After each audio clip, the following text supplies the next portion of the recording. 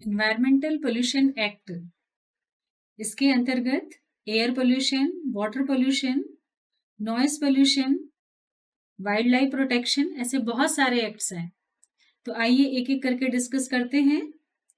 चूंकि ये एक्ट है इसलिए जिस लैंग्वेज में एक्ट बने हैं उसी लैंग्वेज में मैं बताने की कोशिश करूंगी आपको। तो ये एयर एक्ट 1981, इस एक्ट में जो की फीचर्स हैं वो फीचर्स हैं, पहला ये है कि एयर और एयर पोल्यूशन रिलेटेड इश्यूज के लिए सेंट्रल गवर्नमेंट एडवाइस करेंगे। सेकेंड की फीचर है इसमें कि इम्पैक्ट और कॉजेज ऑफ एयर पोल्यूशन के लिए रिसर्च, मतलब उसके बारे में अनुसंधान करेंगे। एयर पोल्यूशन रुक जाए इसके लिए लोगों के बीच में अवेयरनेस स्प्रेड करेंगे, जागरूकता फैलाएंगे। सेंट्रल और स्टेट बोर्ड्स जो हैं वो एम्पावर किए जाएंगे कि एयर क्वालिटी की मॉनिटरिंग के लिए और पोल्यूशन के कंट्रोल के लिए, मतलब एयर क्वालिटी मॉनिटरिंग और पोल्यूशन कंट्रोल के लिए सेंट्रल और स्टेट बोर्ड्स का इस्टेब्लिशमेंट किया जाएगा और साथ ही उनको एम्पावर किया जाएगा। कुछ डेफिनेशंस हैं जो एयर पोल्यूशन एक्ट के अंतर्गत है, तो डेफिनेशन को एज इट इज ही समझना होगा। Section 2A, it defines an air pollutants as any solid, liquid or gaseous substance which may cause harm or damage the environment, humans, plants, animals or even damage property। ये जो amendment है ये 1987 amendment के अनुसार है।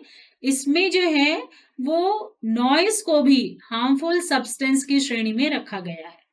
The Air Act defines air pollution as the presence of any dangerous pollutant that makes the air unbreathable, अर्थात जो भी एयर पोल्यूटेंट में कोई भी डेंजरस चीज जो हमको सांस लेने में तकलीफ करते हैं वो भी एयर पोल्यूशन की श्रेणी में आएंगे।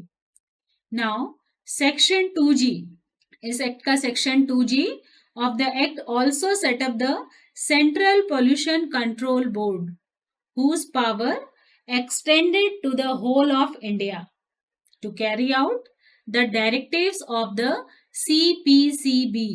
The act also called for the setting up of the State Pollution Control Board SPCB for the individual states of India। यहाँ पर सेंट्रल लेवल पे सेंट्रल पोल्यूशन कंट्रोल बोर्ड जिसको कि CPCB कहा जा रहा है और स्टेट लेवल में स्टेट पोल्यूशन कंट्रोल बोर्ड की स्थापना की जाएगी। हर अलग अलग स्टेट में यह बताया जा रहा है। एयर एक्ट में पेनल्टी का भी प्रोविजन है।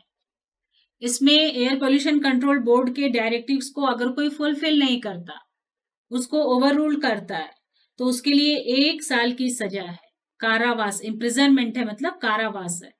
यह कारावास एक्सटेंड भी हो सकता है 6 साल तक के लिए और साथ में एडिशनल फाइन भी लग सकता है 5,000 रुपए पर डे के अनुसार से, अगर कोई इस डायरेक्टिव को प्रॉपरली नहीं पालन करता, जो निर्देश दिए गए हैं उसका सही तरीके से पालन नहीं करता है तब।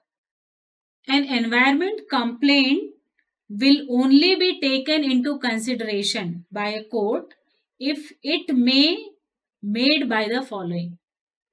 कोई भी एनवायरमेंटल कंप्लेंट जो है वो कोर्ट में कंसिडरेशन के लिए तब आएगा जब an officer authorised by the Central Pollution control Board और a person who has made a complaint to the board और any officer authorised by it.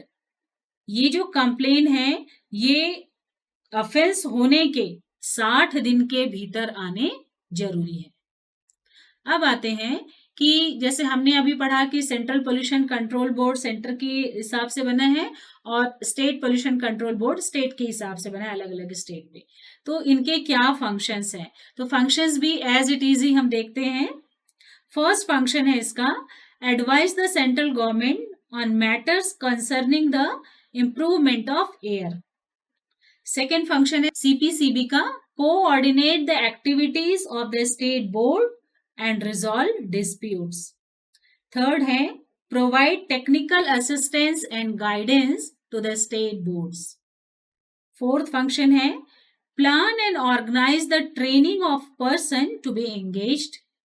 Fifth one lay down standards for the quality of air. Sixth है collection and disseminate information in respect of matters relating to the air pollution. Seventh one perform such other functions as may be prescribed in the act. तो अभी हमने जो discuss किए functions वो central Pollution control board के थे. अब हम आते हैं स्टेट के क्या कार्य हैं, स्टेट के फंक्शंस क्या हैं. तो स्टेट के फंक्शंस जो हैं उनको हम state pollution control board function के हिसाब से जानेंगे. इसको भी एज इट इज हम डिस्कस करते हैं. फर्स्ट इसका इंपॉर्टेंट फंक्शन है वो है to advise the state government on matters concerning the prevention, control और abatement of air pollution. Second function है to inspect and control equipment, industrial plant or manufacturing process and to give directions to such persons as it may consider necessary. Third function है इसका to inspect air pollution control areas.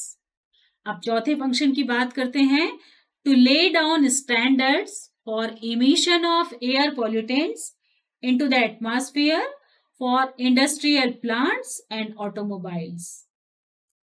Fifth one है to perform such other functions as may be prescribed or entrusted to it by the central board or state government. ये section 38 to 43 in chapter 6 of the act deals with the penalties and procedure for different offenses by companies and government departments के लिए.